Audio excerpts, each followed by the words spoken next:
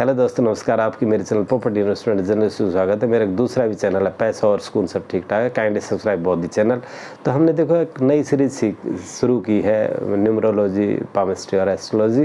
तो हम इसका बेसिक लगभग न्यूमरोलॉजी और भाई पामिस्ट्री भी दे चुके हैं। आज हम थोड़ा सा एस्ट्रोलॉजी के बारे में बात करेंगे। देखो एस्ट्रोलॉजी में शुरू में इसमें बहुत से एक तरह से फेथ्स हैं, डिफरेंट कंट्री में डिफरेंट तरह की भाई एक मान्यताएं हैं भाई किस तरह से और किस तरह प्रेडिक्शन की जाती है, स्पेशली प्लैनेट्स को लेके, प्लैनेट्स की शक्ति को लेके और जो हमारी राशियां उसको लेके, और भाई जो हमारे हाउसेज है उसको लेके। तो क्या है कि भाई नॉर्मली हम कह सकते हैं कि एक डिफरेंट फेथ है।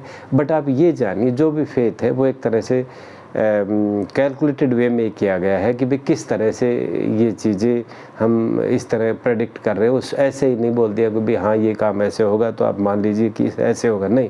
उसके पीछे एक लॉजिक होता है, उसके पीछे रीजनिंग होता है। अब हर किसी को लॉजिक का रीजनिंग बताने का ना तो इसके कितना समय होता है, ना ही वो जिसको बताया जाएगा वो इन चीज़ों को अंडरस्टैंड कर पाता है। क्योंकि जब तक आप डीप में नहीं जाओगे you will not come to know तो भी इस तरह कैसे आएगा। जैसे फॉर एग्जाम्पल मान लो कोई फ्रैक्शन का एक छोटा सा क्वेश्चन है, तो उसको आप भाई कैलकुलेट कर उसका रिजल्ट लिया है, तो आप कहोगे इसको इतने से मल्टीप्लाई किया, इसको डिवाइड किया और इसको भाई बाद में इसको ब्रैकेट से निकाला, इसको फ्रैक्शन को हम इस तरह सॉल्व करके लाए हैं, तो उसको अंडरस्टैंडिंग में दे लगा। सीधा आप रिजल्ट बताओगे ऐसे होने के बाद और ये हमारा रिजल्ट आया। तो मेरा कहने का मतलब कोई भी डिसीजंस, कोई भी एक तरह से जो प्रेडिक्शंस, जो कोई भी आपको स्टेटमेंट देता है, ये जो एस्ट्रोलॉजी में या न्यूमरोलॉजी या पामिस्ट्री में, उसके पीछे एक रीजनिंग होती है, एक लॉजिक होता है। तो आप बिल्कुल इस चीज़ को मत मानिए कि भाई ये एक तरह से जस्ट ऐसे ही बोल दिया गया है। ओके, एनी हाउ हम अपने मुद्दे पर आते हैं कि जो एस्ट्रोलॉजी होती है, कि एस्ट्रोलॉजी स्पेशली इंडिया में हम वैदिक एस्ट्रोलॉजी को फॉलो करते हैं।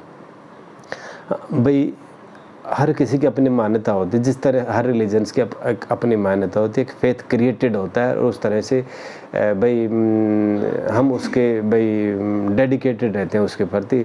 तो इसी तरह जो इंडिया में जो पामिस्ट्री है, तो इंडिया में जो एस्ट्रोलॉजी वो एक तरह से वैदिक एस्ट्रोलॉजी है। तो वैदिक एस्ट्रोलॉजी के बारे में जब भी हम बात करें तो वैदिक एस्ट्रोलॉजी के बारे में बात करेंगे। तो इस वैदिक एस्ट्रोलॉजी में हमारे पास 12 राशियाँ हैं, और 12 राशि तो नॉर्मली आप भाई जानते होगी। अब किस नाम से क्या राशि होती है, किस नाम से, ये तो आप भाई किसी बुक में पढ़ सकते हो कि भी आपका नाम किससे स्टार्ट होता है, आपकी राशियाँ क्या है। अगर फिर भी आपको नहीं पता, आप कमेंट से मेरे से पूछ लेना कि भाई मेरा ये नाम है तो मेरी क्या राशि होगी। तो इस तरह से हमारी 12 राशियाँ होती है। आप बेसिक फंडा समझिए, हमारी कितनी होती है, 12 राशियाँ होती है।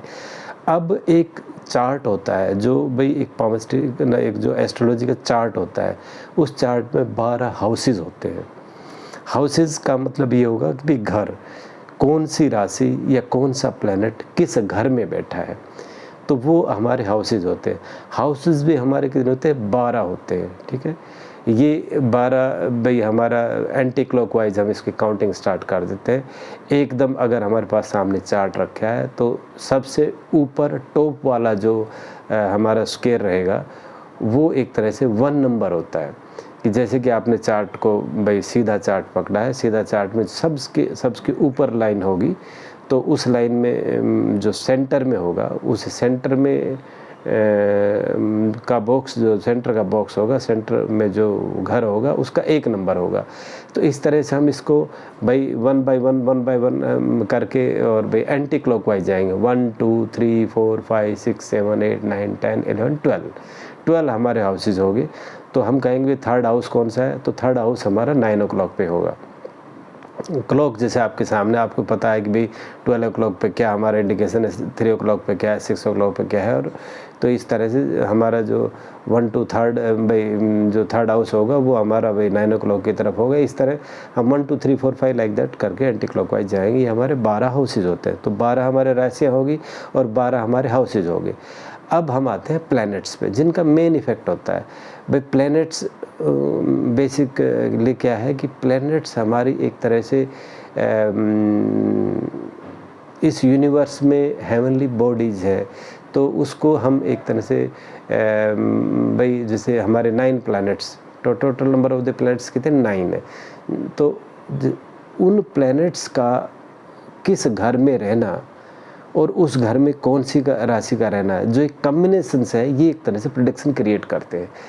किस प्लैनेट्स का कैसा स्वभाव है और किस प्लैनेट की दृष्टि से क्या इफेक्ट होता है। दृष्टि मीन्स कि भाई उसकी निगाह उस पर पड़ रही है, जैसे हम कहते हैं कि भाई उनकी निगाह उस पर, उसकी बुरी नज़र है, उसकी अच्छी नज़र है।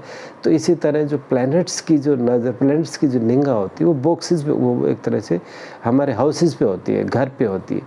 तो जो हाउस जो होता है, किस प्लैनेट की सीधी निगाह किस पे है, या कौन सा प्लैनेट किस घर में बैठा है, उस घर में कौन सी राशि है, तो इसके ऊपर इफ़ेक्ट, उसका क्या इफ़ेक्ट होगा, उसके बेस पर प्रेडिक्शंस होती हैं। और जो हमारा वन हाउस है उसमें कौन सी राशि होती है, उस वन हाउस को हम लगन कहते हैं। तो हमारे लगन में कौन सी राशि बैठी है, कौन सा हमारा हाउस बैठा है, उस चीज़ का क्या इफ़ेक्ट होगा, उसमें कितने प्लैनेट्स बैठे हैं। तो ये सब चीज़ें ही डिसाइड करती है कि भाई उनका कैसा स्वभाव है और उस पे उसकी जो जिसकी ये राशियाँ है तो उसके ऊपर क्या इफ़ेक्ट पड़ेगा।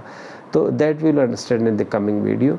तो आप सिर्फ इतना ही जानिए कि ये जो हमारी 12 राशियाँ, 9 प्लैनेट्स एंड 12 हाउसेस, इनकी कहाँ स्थिति एक दूसरे से इंटरलिंक है, उसी के ऊपर प्रेडिक्शन डिपेंड करती है। प्रेडिक्शंस का मतलब यही है कि भाई किस टाइम आपका क्या डिसीज़न लेने का उचित समय है।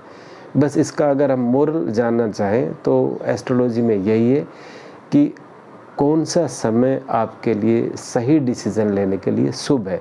अगर हमारा decision at the right time और राइट डायरेक्शन में हो जाता है तो हमारे बहुत से काम सही और सिद्ध हो जाते हैं। तो इसी के लिए हम कहते हैं कि भाई जो एस्ट्रोलॉजी का एक विशेष महत्व है। And you try to understand. In coming video will explain all this things. आज के लिए बस इतना ही। Thank you.